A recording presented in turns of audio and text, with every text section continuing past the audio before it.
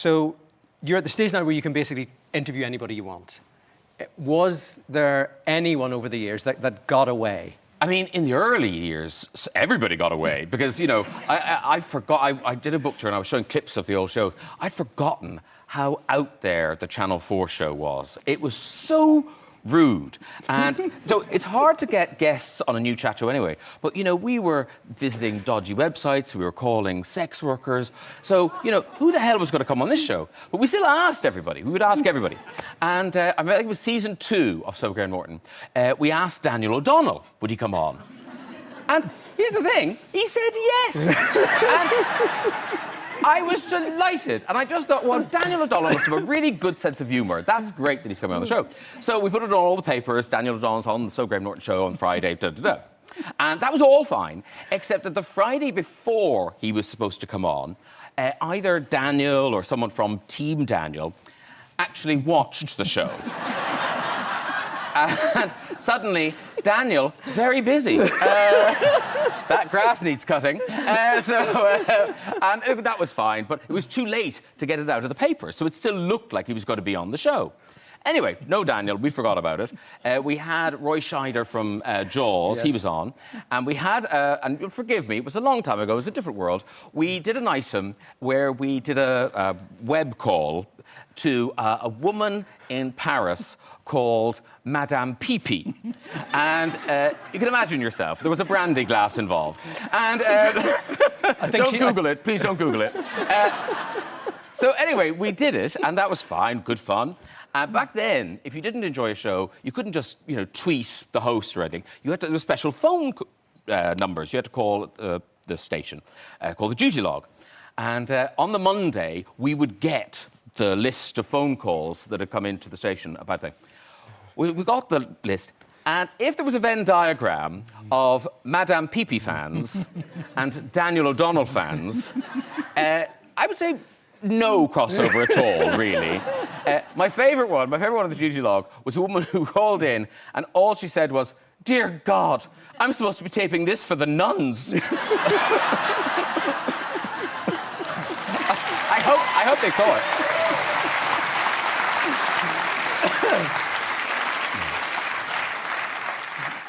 Quite a lot of Daniel and Miss PP fans in tonight, by the sound of things. So you recently got married. We were speaking last time you were here about turning 60. Yes. You've also become vegan. No, I'm not vegan. I live in a vegan household because okay. I married a vegan. So I cook a lot of vegan food. And what I've noticed with cooking vegan food is, I don't know why I've done this, but I've got an age cut-off. You know, if you come for dinner in the house, if you came, yes, you would have a vegan dinner. Oh, thank the Lord. Yeah. Okay. But I feel there's people of a certain age, and it doesn't matter how much food, vegan food, you put on the table, they will be looking over your shoulder going, "Did you forget anything? Is there something else in the oven at all? What was this?" And I don't know why that is, but I just, in my head, I feel like it's too late to change some people. They'll just be disappointed. Whenever we do shows like this, sometimes you've guests on, sometimes stuff happens that makes the news. We got Paul Mescal, who's coming on the show later on. Oh, yeah. You had him a couple of weeks back with Saoirse, and Saoirse was talking... Well, he kind of set her up for a line with you guys weren't expecting about how women need to keep themselves safe. Yeah. Was that, when you were sitting there, did you realise that was going to be a big deal? Or did it feel a big deal on the night? It felt like a great line. I mean, you know, we were having a conversation, everyone was talking about something, and then Saoirse put this brilliant button on it. And you're just like, oh, good on you. That was, you know, well, that was good. What you didn't expect was then to take off in that kind of way that TikTok clips do. And what's so strange is that's how people consume the show. So they'll never know what was really happening before that or what happened after it. You know, it's just taken out of context in that way.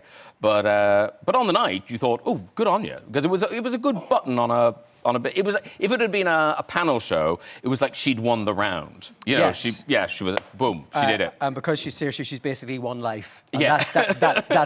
That's who she is. When you were starting out, you got a lovely bit of advice about interviewing people. Well, you know this thing where no one can teach you how to do this because it's a chat show. Everyone chats, so do it. And the first professional chatting I ever did was on the radio, Loose Ends, which you hosted. Ned Sheeran. Yeah, but back in the day it was Ned Sheeran. He was away on holiday, and I got the gig to come in. So I did the first one, and you're interviewing everyone around the table, and I thought it went well. And then I got a call from the head honcho at Radio 4, wanted me for lunch to give me advice about how it went and maybe improve the next one. So I went for this lunch, and he's chatting on. I'm all ears, waiting for the advice, words of wisdom. And he finally says, Graham, when you're interviewing someone, you must treat them like a jam scone. And I'm like, OK. And you must hold the jam scone up to the light. And I'm thinking, all right, yeah, I'll try and do that next Saturday, yeah. So I got back to the office, and they're like, what did Ian Gardhouse say?